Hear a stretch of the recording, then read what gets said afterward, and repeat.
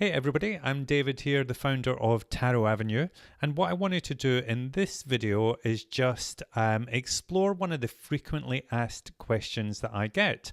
I thought it would be good to just start to explore this topic and give you my beliefs and my thoughts. So the big question that I have been asked and I am going to answer is, can tarot cards predict the future?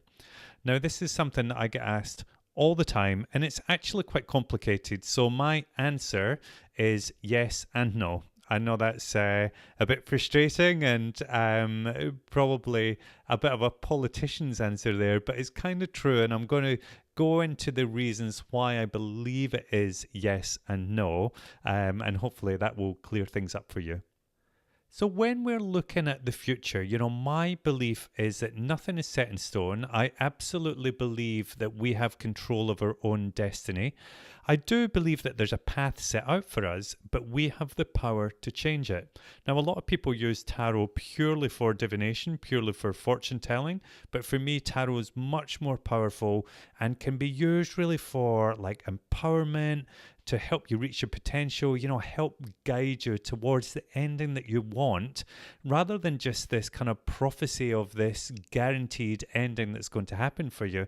So I think it can be quite powerful, but yes, I believe that the future is kind of pliable. There's so many moving parts, so we can, so that will really affect the outcome.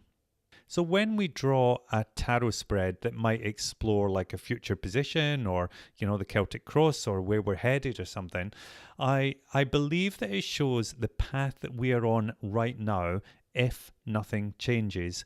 But as I've already discussed, there is the opportunity for you to change things and to make that path the best path possible for you. So I would say that short-term forecasts tend to be, more accurate than long-term forecasts, because if we're looking at forecasts that's like 12 months in the future, for instance, I have a year ahead tarot spread. I'll put a link to it here. So it's tarotavenue.com/new year, because I usually do this at the turn of the year, but it's a year ahead tarot spread. So you think, well, if tarot can't predict the future, how is that spread useful? But in this spread, you'll see the different positions there. I have one card for each position of your life, like your spirituality, your well-being, your career, finances. And they're really there to give you a bit of a flavor of what you could be facing in the year. And also when we get to the obstacle, it's really to give you like an obstacle and then the action you can take to overcome that obstacle. So again, it's about empowerment rather than saying, look, this is your future and this is what you have to think about it.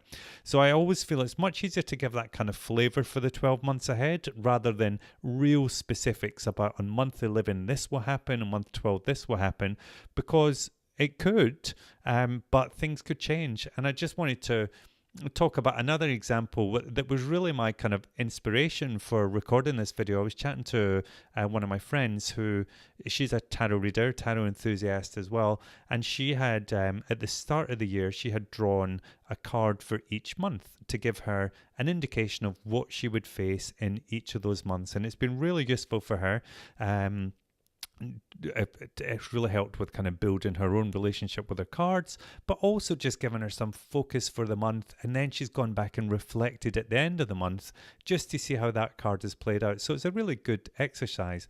However, there was a lot of stuff early in the year that was all about she had to do a bit more work internally, a bit more kind of spiritual work and a bit more work on herself, which she did. She listened to the cards, so she was probably getting loads of things. I don't know the specifics, but I think she was getting things like the Hermit and maybe the Four of Swords and maybe the High Priestess and things like that. So she started to increase her meditation practice and actually extended that to 20 minutes a day, which can be quite a lot. But she started to get so much out of this. She was getting clarity. She was getting a much more peaceful mind, but she had a much kind of clearer sense of direction. And then I asked her recently, oh, what was your card for the month? And she told me what it was, but she said it just doesn't feel relevant anymore. So she feels by listening to the tarot and taking the advice of the tarot, she's kind of changed the path. She's changed the course. So these cards that she's drawing now are not hugely relevant because that showed the path that she was on, but she's actually managed to kind of change that path by making these improvements and doing this self-development. So she's avoided some of those obstacles that could be coming up. But also, I mean, maybe it's maybe if there are really like good cards and really kind of positive things coming up, it could be that they're just changed and they might just be in a different place or a different time. So on thinking about that, I think the year ahead, you know, drawing 12 cards, one for each month, can be useful, but it might be more useful to draw one each month, you know, at the turn of the month to see what you are facing. But I do think that there is still a place for the year ahead tarot spreads as well. And it's really just finding what works for you. So saying that, you know, the future is kind of pliable and it's in your hands, it reminds me, I don't know if you've come across Theresa Reed, who is the tarot lady. I love her, love everything about her. She's been a great support to me, but also all her materials and everything online are fantastic. So I would encourage you to check them out. But on her podcast, she always says, the tarot cards tell the story, but you write your own ending. And I love that because, again, it just is about the empowerment. You know, the cards are there to kind of give you those markers, give you those signposts and the guides to get you to where you want to be. And if you don't like where you're headed, change the signpost, move in a different direction, do the work, and you will get there. But what I do believe is that the cards can show you if conditions are good. You know, so it's not always a case of, is it going to happen? Because I think there's always a certain responsibility. For instance, am I going to get a new job? Am I going to find my dream partner? All those things, it can show you, if you do a spread, that it can show you that conditions can look excellent and can look really good for that happening, but you have to play your part. You have to do your work. And I always kind of say you have to meet the tarot halfway. It's giving you the guidance, but it's up to you to put all that guidance into action. So yes, it can show you where you're headed and if conditions are good, but you have to do the work to make that all happen. So let's give a little example. I think it always helps if you have some examples. For instance, if we were doing a reading, say, about finances, and if we drew the King of Pentacles reversed and the Tower, you know, this could be saying to me, look, you're heading for bad financial advice. It's going to lead to a chaotic turn of events, an unexpected and unwelcome turn of events. So you know, it can show up. Again, there can be lots of warnings in the tarot as well. Now, sometimes a tower moment can be needed. So this is where it gets a bit grey as well. But I would say what you have to do on that occasion is do some work on kind of working on getting that King of Pentacles upright, and then I feel like you would you would escape that tower moment. So maybe I would be asking the tarot, like, what do I need to do to avoid this moment, or what do I need to do to turn the King of Pentacles upright? Because I feel like it would be about getting the right financial advice and the financial advice to take you to a clearer and happier ending than the tower. So you see, it can be quite powerful through these warnings as well.